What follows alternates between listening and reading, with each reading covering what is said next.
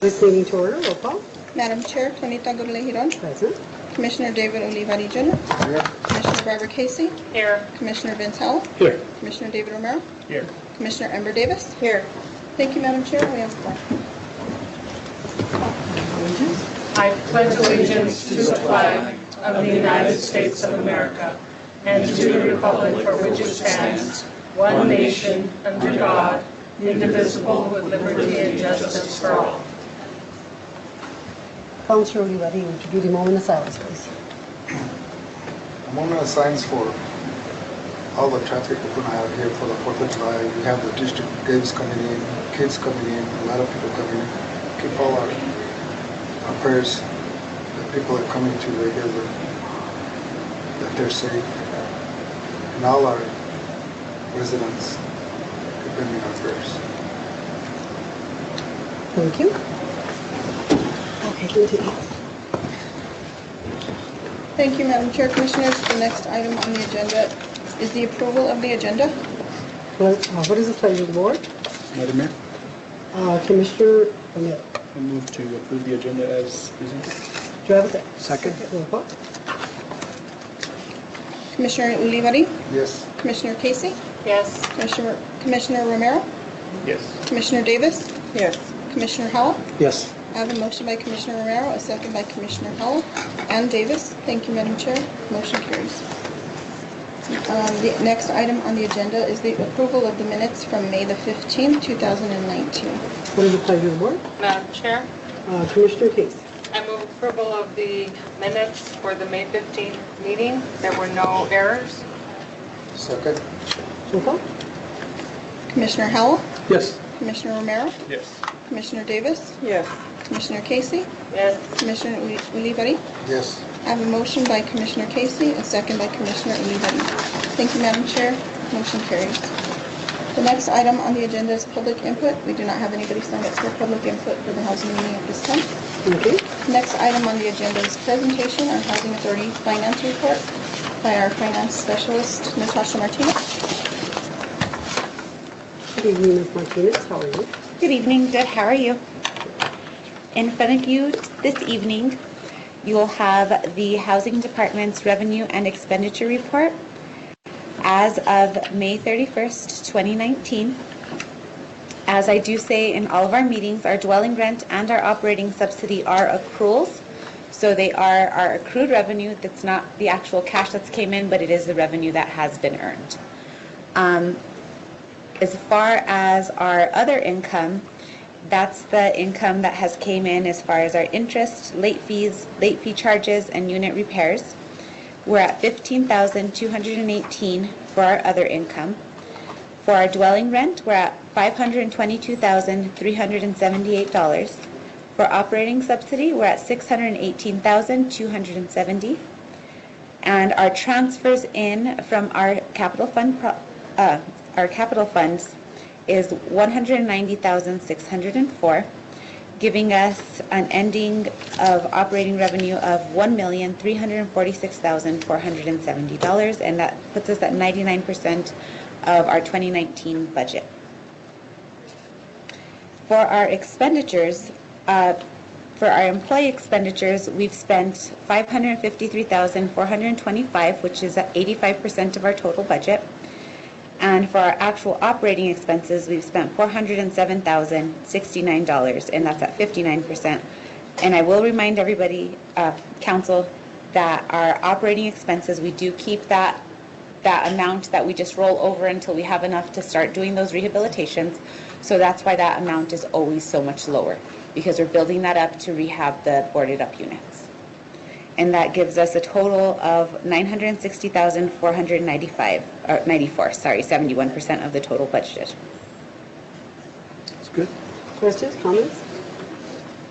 Okay, thank you very much. Looks good. Thank you, Madam Chair. The next item on the agenda is the Director's Monthly Report. I do have a short report because we're going to get to our items. Maintenance has been very busy. We did have about 10 move-outs, so we had 10 vacancies at one time for different reasons. this last few weeks, they have turned over 7 of those units. So right now, they have about 3 units that they're really shooting to get filled before the end of this month, because of course that is when our snapshot is taken for our funding. So we're really working very hard. The guys are doing overtime. They are getting to the weeds also, one area at a time as a group. So I know that we have had calls about the weeds, so we are working on that. Just be assured of that. Also, we are seeking applicants for our waiting list. We currently do not have a very big waiting list as far as 2 bedrooms. Our other waiting list number, bedroom sizes are okay, but right now we need applicants for 2 bedrooms pretty desperately. So we've tried advertising wherever we can and just word of mouth also. So that's pretty much all I have for my director's report at this time, so we can get started on the rest of the agenda if there's any questions. Any questions, comments? Yeah, thank you. Commissioner Howell. Thank you. Barbara, Ms. Padilla,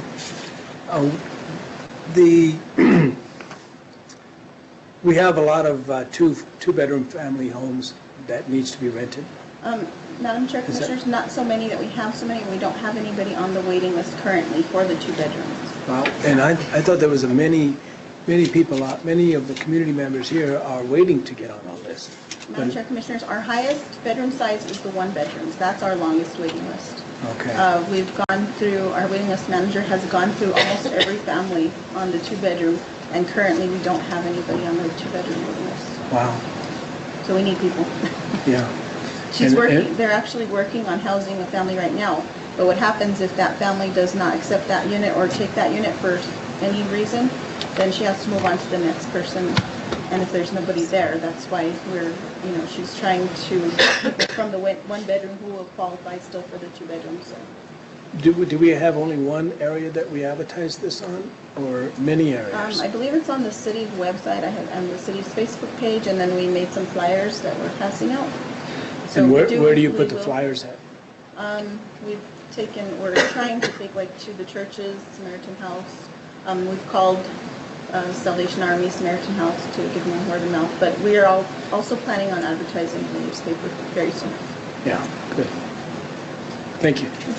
Any other questions? How does that compare to the 3 and 4 bedroom? Madam Chair, Commissioners, I don't have the numbers with me. I should have asked that of Liz, because when I get the numbers from her, it's combined. And as you can see on our report, we had 54 altogether on the waiting list. I think 32 were 1 bedroom, right? About 32 on the 1 bedroom waiting list. The 2 bedroom waiting list, we only had maybe 1 or 2 families, and I think one of the families turned it down. So right now she's working on 1 family, hopefully to get housed into a unit, and the 3 bedrooms is probably higher on. I can get you the exact number. No, I'm just curious. Okay. I mean, I can't 2 bedroom, do it's that. kind of hard, nowadays. Yes. Either they have just, 1 child, or, they're independent, or they have, Right. bigger families, so the 2 bedrooms right in the middle. So I'm just curious how the other ones are. Yeah, and I can actually break that down for everybody on the next meeting, or if you request that sooner, I can get that information from Elizabeth. That would be good. Okay. And if I may add, that's part of the reason when we do, Madam Chair, Commissioners, when we do our rehab of the units on the the Yucca Choya area, those were all 2 bedrooms, and we've been converting them all to 1 bedroom units, so that our 1 bedroom waiting list, because that's where the need is for the 1 bedrooms. So that's why when we do our floor plans, we're actually converting the units from 2 bedrooms to 1 bedrooms. Councilor Hall. Thank you. Ms. Padilla, what, in your view,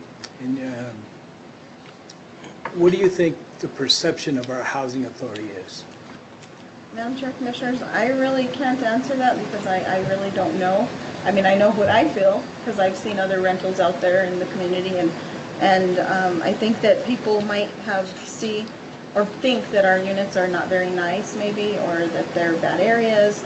But when they come and see our units, compared to some of the rentals that are available in the community, not only price-wise, but efficient and clean and well taken care of, I think Right. that maybe they just don't know what we have to offer. Yeah. So maybe we need to include pictures with our advertisements of our units, because Sure. Madam Chair, Commissioners, you've seen the pictures of how we prepare a unit, how they look when they first move in. And I think we're pretty proud of the way that we rent them out, so. In previous months, I've heard a lot of call for housing in our community and for public housing. And now you're saying that they're not responding to our two-bedroom? Right, and Madam Chair, Commissioners, could be a variety of reasons. We are now a smoke-free housing authority. Some people don't want to even apply once they find that out. That could be it too. Also, we do, as you know, criminal background checks and landlord reference checks. Yeah. I really don't know what the answer is to that, but we are going to reach out more so that we can get applicants because we do need them. Okay, thank you. Thank you very much. Any other questions? Let's continue. Thank you, Madam Chair, Commissioners. The next item on the agenda is the business items. Item number 1 is the approval, disapproval of resolution number 19-30, declaring uncollectible accounts. The Las Vegas Housing Authority needs to write off accounts receivable over 1 year old off of the books. This is through June 30th, 2018.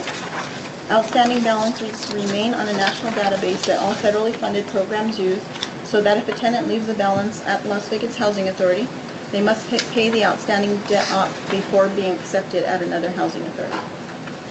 And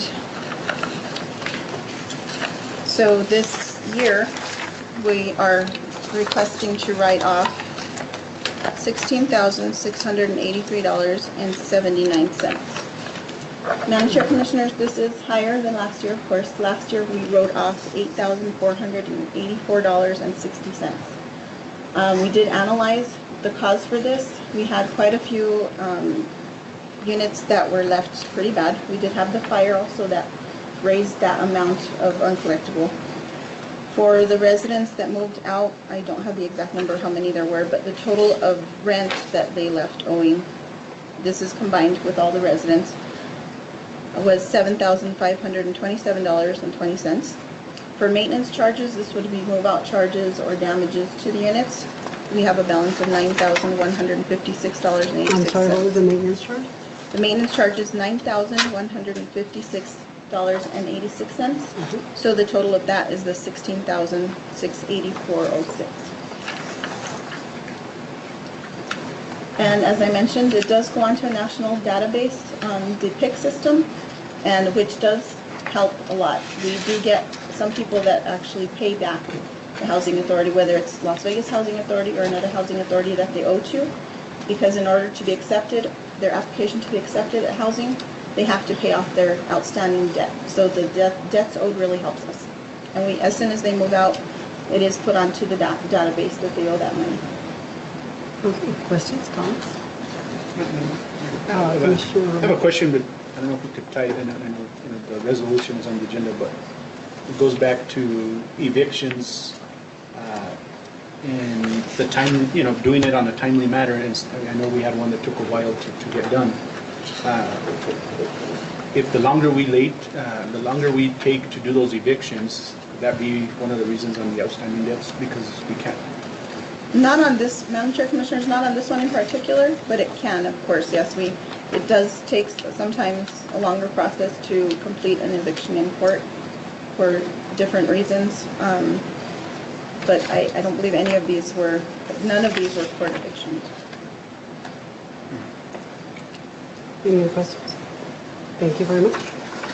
What is the pleasure? Madam Mayor, Commissioner Case.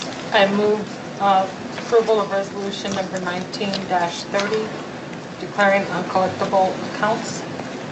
Do you have a second? Second? Roll call. Commissioner Romero? Yes. Commissioner Davis? Yes. Commissioner Howell? Yes. Commissioner Casey? Yes.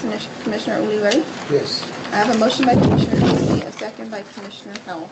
Thank you, Madam Chair. Motion carries. Thank you very much. The next item on the agenda is the item number 2, approval, disapproval of resolution number 19-28 to adopt the Las Vegas Housing Authority's flat rent schedule for residents living in public housing. By Natasha Martinez-Padilla will be presenting this item.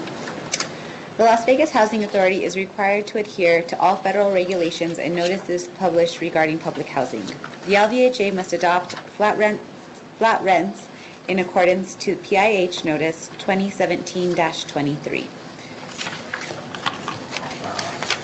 The flat rent schedule that was provided to you has the current rate for our 0 to 5 bedrooms, and then it has the new proposed rate. This proposed rate is 80% of what we call our fair market rents. So our fair market rents in San Miguel County, and we included the rent data on there. We are higher than 58% of the state. Our rents here in Las Vegas seem to be higher. I'm not sure why, but when they do this, they actually go out into the community and they pull different renting sites throughout the community that aren't low rent. They put all that together and then they do the fair market rents. And this is an actual collection that they do statewide. This was also, we have to do this on an annual basis. This was one of our compliance review findings that we hadn't done, and then we had to do it. We did it last year, and so this is our upkeep to make sure that we stay within compliance as well. So the one that did stay the same was the 5-bedroom. I could not find any new data that supported or didn't support the amount that was in there that we had already gathered the last year when I did this. So the 5-bedroom stayed consistent. Nobody's increased their rates as far as the 5 bedrooms around the community. There's not very many 5-bedroom houses to pull from that are renting in the community either. But our 0-bedroom sizes, our efficiencies went up to 502 from 450. Our 1-bedrooms went up to 528 from 459. Our 2-bedrooms went up from 579 to 653. Our 3-bedrooms went up from 733 to 829. Our 4-bedrooms went up from 931 to 966. And then we left our 5 bedrooms at the same rate. With that, we also do this top amount isn't the amount that the tenants pay. The tenants pay this amount minus our utility allowance. So every tenant is given a utility allowance based off of where they live. If they live in an area where they're only having to pay electricity, then we only give them the allowance for electricity. If they live in an area where they pay gas, water, and electricity, then we give them the allowance for all 3. So that's how these are. That's why you see Apache, Navajo, Zuni, Hot Springs, Delgado, and Church, they only get the utility allowance for electricity. Yucca, Choya, and Sandoval, they get the allowance for gas and for electricity. And then Calle Bonita, Calle Contenta, and Loudon, they get the utility allowance for all 3 utilities that they pay. The Housing Authority continues to pay the sanitation and sewer for all units, regardless, the site-wide. So we do pay that. We take that into consideration and we pay that the entire time. Councilor Howell. Thank you, Madam Mayor. How is this compared to other housing authority rents? Councilor Howell? Yes. Commissioners, or councilors. It's consistent to our community, and it's consistent to how other housing authorities calculate theirs as well. Everybody is and has to calculate their flat rent schedule the exact same way. That's why Notice 2017-23 came out, was it mandated exactly how we were to calculate these amounts. So is there a income requirement for being accepted into our housing authority? Yes, there is an income requirement, and these flat rents, you get a choice. The tenants get a choice. So you can do an income-based or you could do a flat rent. The majority of our tenants, besides 20 of them, do a income-based. As long as their income is below a certain threshold, their income-based rent is going to always be lower. The only time that they end up paying a flat rent is when they exceed that, when they're already in their earned income disallowance, when they've already kind of exceeded that amount in public housing, then they get to the flat rent portion itself. We have 20 tenants that pay, out of our 251, we have 20 tenants that pay flat rent. The rest of them pay income-based rent. That's 8% of our total tenancy. I wonder if a single parent and a child can afford to pay $579 for a 2-bedroom? And Madam Chair and Commissioners, again, it's income-based. So say this family has a lower income, it's only calculated according to their income. These flat rents amounts are really just intended for people with higher incomes, Oh, I because see. that's when they reach. So basically, these are still really good, because if you are looking for a one-bedroom apartment in Las Vegas, for the amount of $528 minus the utility allowance, we're still lower than most rents in the community. And they do have the choice again to choose between the flat rent and the income-based rent. And usually, anybody who's on income-based will not take the flat rent, because of course, income-based is going to be lower than the flat rent. Right. Okay. Thank you. Commissioner Casey? I have similar questions. I guess it was because of the way that the resolution is worded. It says, everybody has a choice between flat rent and income-based. But it says, whereas Las Vegas Housing Authority has adopted flat rent. That makes it sound like that's the only option. And so it was kind of vague to me. My question also is, I know some people that live in public housing, and their rent is based on their income. And so if they go above the threshold, they have to pay higher rent. So they have to pay the flat rent at that point in time. Madam Chair, Commissioners, again, it's calculated, so if it's still lower at the income-based amount, that's what they'll pay. Once they reach the max or the high, Well, that amount, it then- doesn't, it's not really a max. We still calculate it, so the tenant manager will still show them what their income-based rent would be. And a lot of times their income-based rent is higher than the flat rent. So if their income-based rent is going to be higher than the flat rent, that's when they choose the flat rent. If their income-based rent is lower than the flat rent, they choose the income-based rent. It's an option that they get. So the only time they actually choose flat rent is when their income-based rent is going to exceed the flat rent. So yes, they get that option, and they still get that option once they hit that threshold. They'll still be given the calculation.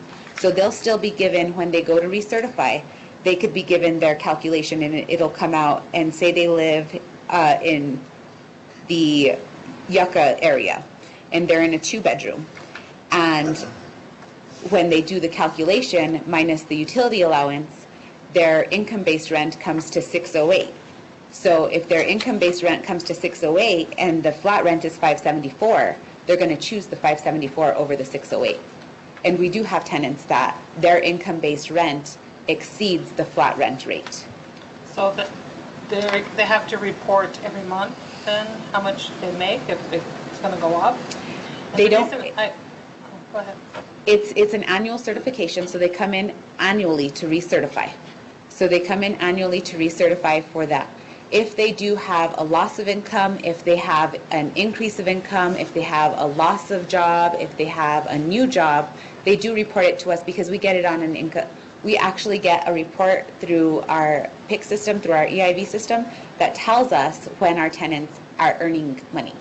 So it actually dings us, and that's part of the reason why we have some of the write-offs, is because it'll ding us, and some of our tenants haven't reported that they were working for the last 4 months, and maybe we've been giving them a utility allowance check and they've actually been needing to pay us rent.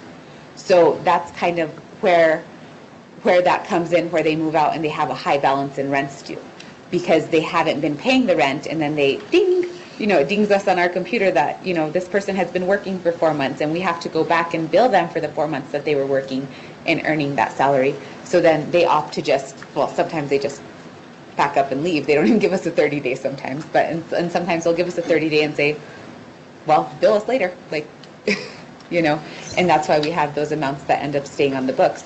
But they don't have to, it's not like we're checking up on them, you went up $5, you went up this much every month.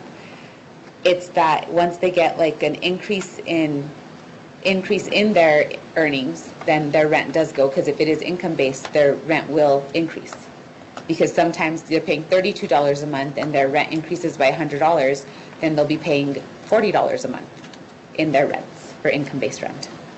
Okay, so they don't have to self-report if they don't want to. They just... Madam Chair, Commissioners, if they're at flat rent, they don't have to. In fact, if they Oh, reach yeah. the flat rent, But of course, if they income-based. have a decrease in their income, it's in their best interest to report Yeah. it so that their rent will go lower. The reason I say this is because I've had a couple of people that live in public housing who have told me that they are on, they do the income-based, but they feel like they can never get ahead because if they work a little bit extra, you know, and some of the people work at doing like yard work during the summer and they make a little bit more money, so their rent goes up, and so they feel like they can never get ahead. Or if they see like a car, they really need a car Right. for $1,000, so they work a little bit extra to earn money to buy that car, they can't buy it because it raises their rent. Madam Chair, And so they Commissioners? feel like they're in fighting the losing battle and not Yeah. being able to get ahead. Right. And In those instances, Madam Chair and Commissioners, if they do get a part-time or a little job during the summer, a month or two, that's considered sporadic income and we actually don't count that. do they know that? Yes, we They do. explain it to them. They have to report their income changes and then we let them know, well, this is, like, say some of our tenants are only gonna work for the summer because they're students. Well, by the time we were to do an interim adjustment, their rent won't go up for 2 months anyway. So that's considered sporadic income because we adjust the rent and if that same month that their rent goes up, they're gonna stop working, then there's really no point in us changing their rent for that amount of time. So if there's someone that is, let's say, cleaning houses to make money, and let's say that 2 of the people that they clean house for, one dies, and so that job is gone, and the other one is sent to drug rehab and is going to be gone for 6 months, so they're not going to have any income there, they should come and report to you Madam right Chair, away and let Commissioners, you of know course, that they don't yes, have they- that Yes, income anymore. because it will be adjusted. But again, it is the tenant's responsibility to let us know, because we don't know unless they let us know. Or the PIC report comes out, and that's how we find out about new hires. There's actually a report that's named New Hires Report. Yeah. Okay, thank you. And I have another question on the fair market value. If that, everything about that seems unfair to me. I call it the unfair market value. You and I both. Because, I mean, this is supposed to be rentals for low-income people. And I'm sorry, but they don't seem low rent to me at all. And it really frustrates me that the schedule that you sent us, some of those rents are going up by $50, some are going up by $30. I don't think they should go up at all. You know, people are having a really hard time struggling to live, and to have to pay a higher rent for low-income housing is like a contradiction in terms. And I have a real problem with that. Just, I know we probably can't do anything about it, and it's like too bad, Commissioner, but it's really, it upsets me to think that people are not getting what they think they should be getting through low-income housing. Commissioner Casey, it doesn't bother anybody more than it bothers us. I can tell you that right now. We don't want people to move out because these rents are increasing. I have researched as far as I can possibly go to try to pull rents from other places, and the only place that they'll let me pull from is Santa Fe, and Santa Fe's are higher than ours. So Santa Fe County is higher than ours, and I can't pull from that one. So I've tried to kind of do it, and then I even tried to do an analysis, and I couldn't pull enough of private rentals in that would even, they were substantially higher than what I already had. So trying to do that was kind of a losing battle as well. So yeah, it frustrates us like there's no tomorrow. And that's why I was having a really, really hard time doing the schedule altogether. Yeah, because, I mean, looking at the San Miguel County fair market rent for a 4-bedroom, I pay less than that amount for a house payment for a house that I'm buying. And so I think that that's just totally unacceptable to me. Okay, Okay. shall we move on? Yes, 6 thank you. o'clock already, thank you very much. I have a question myself, and then we need to close discussion, and we need to move on to, we've got 2 more items at 6 o'clock And we're run out of time, so we need to move forward on this. I have a couple of questions on the income base. Could you give us a high and low brief? High and lows. What is the lowest and to the highest with regards to? Okay, so the lowest that you would pay is $50. So $50 minus your utility allowance, you actually get a check back. We have some people that are receiving checks for $100, some people that are receiving checks. I think the highest check that we do is $125, and we actually pay those to the tenants to pay their utilities. Okay. On the high end, it would be literally $1 less than the fair market rents. Not the fair market rents, than the flat rents. Oh, gotcha. Okay, now also on the national database of federal funded programs, does that include not only the housing but also Section 8 because they're both federal? Yes. Okay. Section 8 actually uses our numbers. Okay, and one more question. How do you determine the varying amounts for each site? They are based off of what utilities they pay. So, like if you look on the first site, for sites 7-1 and 7-4 and 7-3, they only pay electricity. So they only get a utility allowance for electricity because that's the only utility that the tenants are responsible for. The rest of them are on master meters that we pay. For Yucca, Choya, and Sandoval, they pay gas and electricity, and that is also determined based off of where they're at. We pay, there's master meters, and actually when we did rehabilitations on some of those units, it's because we didn't know that they were all in one can, I guess is what they call it. So they have one can in there. So when we went out for bid, we didn't budget to separate out lines in plumbing because we didn't know we had to. So that was the other reason on why their rent is a little bit higher, but they don't get that utility allowance, but they also don't have to pay for those utilities. We pay for them. Okay. And Okay. Cayo Bonita, they get all of their utilities because they pay all of their utilities. Okay, thank you very much. Thank you. What is the pleasure of the board?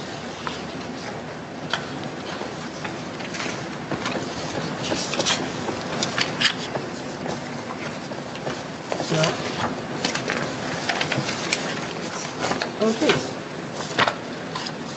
We are on item 2, and what is the pleasure of the board? Madam Mayor, Commissioner Romero, thank you very much. I move to adopt resolution number 19-28 to adopt the Las Vegas Housing Authority's flat rent schedule for the residents living in public housing. Do I have a second? Second. Roll call. Commissioner Davis? Yes. Commissioner Romero? Yes. Commissioner Howell? No. Commissioner Casey? No. Commissioner Uliarri? Yes. I have a motion by Commissioner Romero, a second by Commissioner Uliarri. We do have enough votes to pass the resolution, if I'm correct? I didn't hear that. Did it We do pass? have enough votes Okay. to pass. Thank you very Madam much. Chair. Motion carries. The Thank next you very much. item on the agenda is Thank the... you, Commissioner Romero. Thank you, Linda. Thank you. Thank you, Madam Chair, Commissioners. The next item is the approval, disapproval of resolution number 19-29 to adopt the Las Vegas Housing Authority's utility allowance schedule. Madam Chair, Commissioners, the Las Vegas Housing Authority is relied upon for an annual review to establish a utility allowance schedule for tenant-paid utilities. And if you look on the schedule itself, because the city hasn't imposed any rate increases, we didn't have to recalculate the amounts, so we're able to still use the current utility allowance schedule, but we do have to readopt the schedule itself to keep it consistent so that our tenants are still getting that allowance. Okay, questions, comments? Just That's your case, quick comment please. on a typo. Oh, shoot. It says, pays for the remaining utilities, gas, waster, sewer, and Oh. sanitation. And it's repeated again in the second, under Yucca and Choya. Thank you, Commissioner Casey. I didn't catch Any other that. questions? What's the pleasure of the board? Madam Mayor, Mm-hmm. move Councilor Casey. adoption of resolution number, the number is 1929, 1929. Las Vegas Housing Utility Allowance Schedule. Okay, do we have a second? Second. Roll call. Commissioner Casey? Yes. Commissioner Davis? Yes. Commissioner Howell? Yes. Commissioner Romero? Yes. Commissioner Uluwati? Yes. I have a motion by Commissioner Casey, a second by Commissioner Davis. Thank you, Madam Chair. Motion Thank you very carries. much. The next item on the agenda is the item number 4, approval disapproval of resolution 19-35 to adopt the 2019-2020 Las Vegas Housing Authority budget. Natasha? Madam Chair, Commissioners, the Las Vegas Housing Authority wishes to adopt the 2019-2020 Las Vegas Housing Authority budget on the basis of need. This is the same budget that was brought forward to council during the prelim hearing last month. So I don't know if there's additional questions or if you guys want me to go through or how you want to go through. I believe you've explained it, but if they have additional questions, let's open it up to the board. Questions, comments? Questions? Thank you. Commissioner Casey? On page 27 of the housing fund, it came under fringe benefits. Page 27. What's that page number? I don't know if it's, Oh. that's what shows up on my computer. I don't know if it's numbered the same way on your. What- Oh, so it's What probably housing 20. fund is it? Yeah. What's It's the fringe line item? benefits. It's 61071-01. Okay, all of the fringe benefits. Oh, okay. And all of that.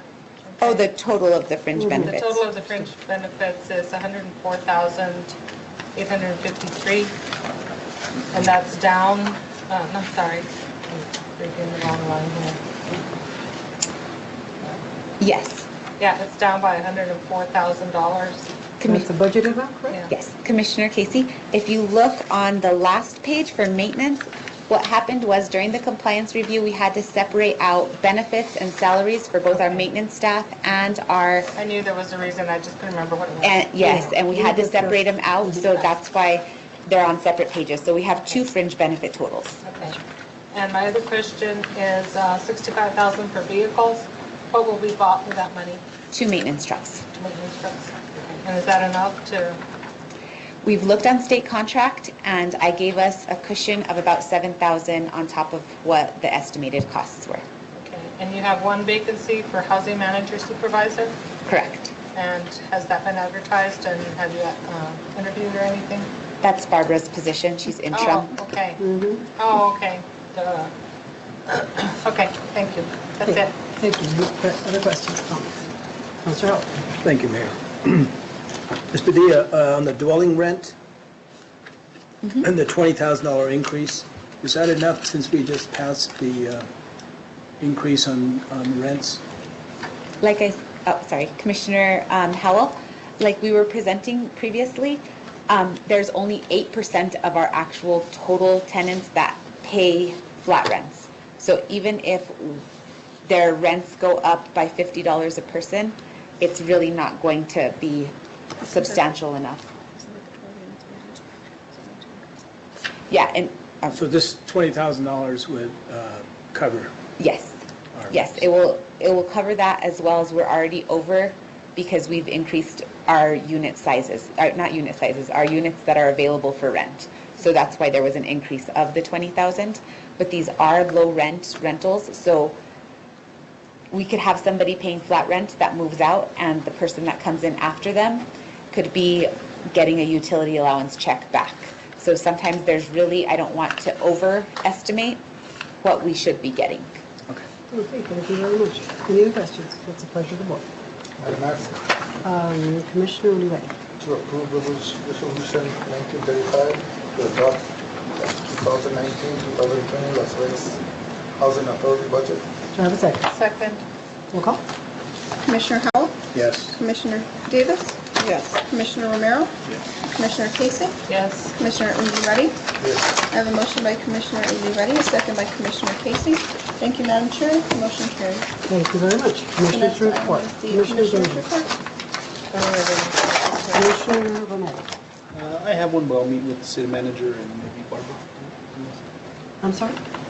No, I don't. Commissioner Casey? I don't have anything. Commissioner Howell? Thank you, Mayor. I just wanted to make a comment. I just hope that we would have the autonomy to do what we need to do for our residents that utilize our public housing authority. Because of their low income and their struggles that we're having here. I don't know if HUD allows us to have that autonomy or what, but I think that we really need to take a look at that. What is our autonomy? Because we're running this housing authority, and we should be able to realize what is needed in our community. Sorry. Okay, Barbara, do we have the autonomy? And I think you report on that. In regards to what? Managing and setting our own rates. As far as the flat rents, that is a mandate by housing of how the flat rents, that was actually a finding in the compliance review, was that we had not done the flat rents in a couple of years, I believe, or I don't know how many years it was. So we are required to analyze it every year. It's federal, it's across the board. It's not only our housing authority, it's every housing authority that is required to reevaluate the flat rents and the utility allowances annually. And- Non-compliance. I'm sorry? We'd be back in non-compliance. Right, if we didn't, we would be in non-compliance. Again, it doesn't, I mean, 8% of our total tenants. Sometimes when we get a family who does reach that flat rent, they do decide to move out and they're able to afford their own home, usually. We don't have very many people left on the flat rent, or at this time on the flat rent. So again, she mentioned it's 20 families out of 251. So I mean, it sounds like a big number, but it's actually not that big. And sometimes, like I said, they do move out and purchase their own home, or sometimes they'll move out and they realize that we still have a better deal than what's out there in the community. Any other questions? Commissioner Lee. Barbara, I talked to the person before the meeting about the wall. They like the owners. The owners got back to me and asked me anything that's been addressed. And Madam Chair and Commissioner, I did speak to the city manager briefly about it. The Maria Rea, who is, I'm not sure what her title is, but she's currently looking into it. She did go and I think did some kind of assessment of the property, and I believe they are waiting to hear back from Maria on that. I think the owners wrote a letter to you guys, or had a letter. Yes, they did, right. Maybe we could respond on it and see. I'd spoken to Mr. Martinez once there. Well, I went back to about 2 years worth of minutes that I didn't, and I couldn't find anything on the wall. And so the next thing is we're going to go in and assess the wall. And I won't have a response until we get those assessments and those measurements on the wall. And we'll have a letter. Thank you. Okay, thank you very much. Executive session, do we have need for executive session? Okay, thank you. Need a motion to adjourn? We're going to adjourn now. Motion to adjourn? Second? Roll call? I didn't hear Commissioner Romero, but somebody raised their hand. So I figure you're running. Okay, roll call. Commissioner Put that on the Davis, record, we'll make sure we do have a second. Commissioner Ulivari, Yes. Commissioner Casey, Yes. Commissioner Howell, Yes. Commissioner Romero. Commissioner Davis, if you're a little quiet, so that's why you never hear. Yes. Thank you. I have a motion by Commissioner Casey, a second by Commissioner Davis. Thank you, Madam Chair. Motion carries. Thank you very much. Meeting adjourned.